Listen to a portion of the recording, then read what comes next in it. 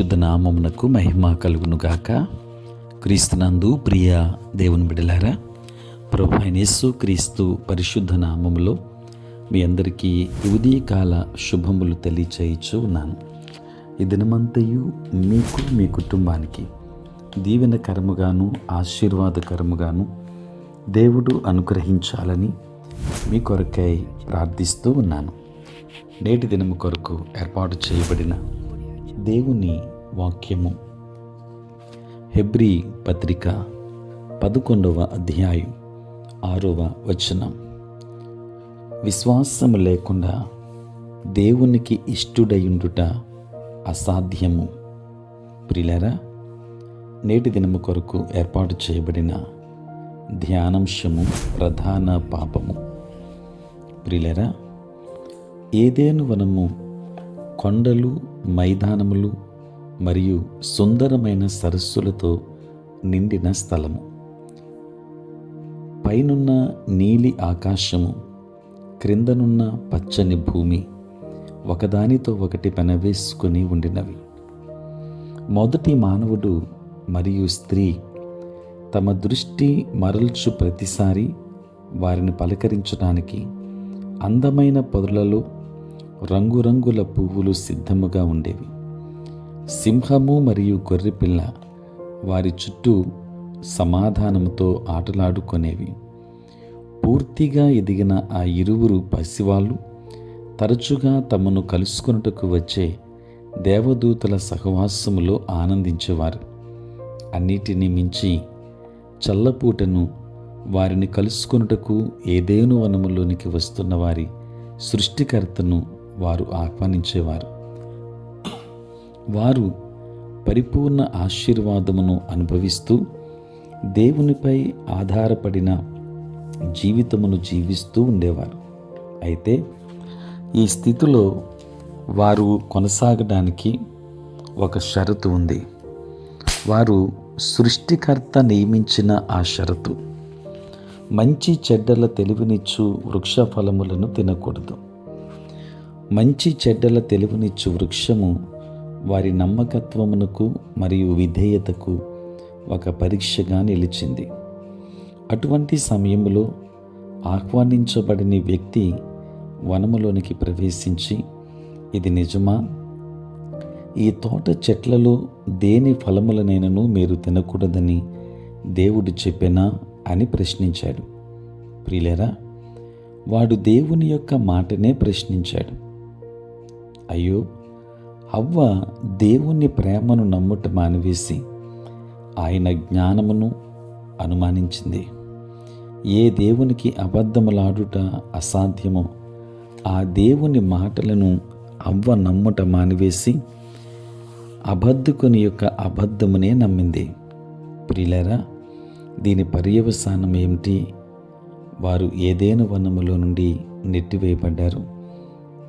మన ఆది తల్లిదండ్రులు చేసిన మొదటి పాపము దేవుని మాటను నమ్మకపోవటమే. అవిశ్వాసము పాపములన్నింటిలో భయంకరమైన పాపం. ప్రియులరా, అవిశ్వాసమును పాపము మాత్రమే మనలను మరణమునకు నడిపించును. మనలో ఎవరైనా ఏదైనా పాపము చేసినట్లయితే మనము ఆ వ్యక్తి కొరకు ప్రార్థించవచ్చును. అప్పుడు దేవుడు అతనిని క్షమిస్తాడు. కానీ ఆ వ్యక్తి యేసుక్రీస్తును తన రక్షకునిగా నమ్మని పక్షంలో మనమెంతగా ప్రార్థించినను దేవుడు అతనిని క్షమించడు. ప్రియులారా, ఆయన యందు విశ్వాసముంచు వానికి తీర్పు తీర్చబడదు. విశ్వసింపని వాడు దేవుని అద్వితీయ కుమారుని నామమందు విశ్వాసముంచలేదు గనుక వానికి ఇంతకు మునిపే తీర్పు తీర్చబడెను.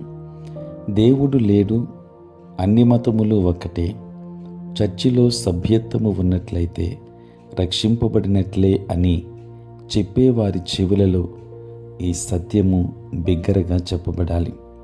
దేవుని బిడ్డలారా, మనము క్షమించబడి దేవుని కుటుంబములోనికి అంగీకరింపబడటానికి దేవుడు విధించిన షరతు ఏమంటే, మనము ఆయన కుమారుణ్ణి నమ్మాలి.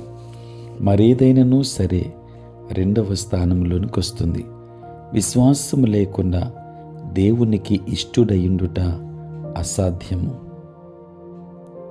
కనుక దేవుని యందు విశ్వాసం ఉంచుదాం, దేవుని లోబడదాం, ఆయననే వెంబడించుదాం, దైవాశీర్వాదాలు పొందుకుందాం.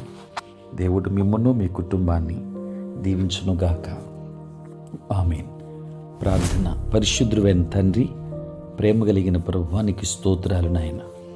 రాత్రంతయు కాపాడి సంరక్షించి సుఖనిద్రను దయచేసి మా జీవితంలో మరి ఒక నూతన దినాన్ని మీరు మాకు ఇచ్చినందుకు స్తోత్రాలు. ఈ దినమంతా కూడా మీ సన్నిధి మాతో ఉంచండి, మీ ప్రసన్నత మాకు దయచేయండి. మా ప్రతి బలహీనత నుండి విడుదలనివ్వండి. నేటి మా పనులలో, ప్రయాణములలో, పరిచర్య అంతటిలో మీరు తోడుగా ఉండమని వేడుకుంటూ ఉన్నాం. ప్రేమ కలిగిన ప్రభువా నాయన, ఇదిగో తండ్రి, పుట్టినరోజు పెళ్లి రోజు జరుపుకొనిచ్చిన బిడ్డలను దీవించండి. నూతన ఆశీర్వాదాలు మెండుగా వారికి అనుగ్రహించండి. తండ్రి, నీ స్తోత్రాలు. దేవా, ఈ సమయంలో తండ్రి నీ సేవ పరిచర్య చేయించిన ప్రతి సేవకుని దీవించండి. చదువుకుంటున్న బిడ్డలను దీవించండి. పరీక్షలు రాయించిన బిడ్డలకు మీరు తోడుగా ఉండండి. జ్ఞానము చేత వారిని నింపండి. తండ్రి, నీ సార్వత్రిక క్రైస్తవ సంఘాన్ని మీరు ఆశీర్వదించండి. దేవా తండ్రి, ఇదిగో వ్యాపారస్తులు, ఉద్యోగస్తులు, కష్టపడి పని చేసుకుంటున్న బిడ్డలందరినీ కూడా మీరు ఆశీర్వదించమని వేడుకుంటూ దినదీవెనల చేత నింపమని యేసు నామములో ప్రార్థించి వేడుకొనుచున్నాము తండ్రి. ఆమేన్. తండ్రి, కుమార, పరిశుద్ధాత్మ త్రియేక దేవుని దీవెన సదా మీకు తోడై ఉండును గాక. ఆమేన్.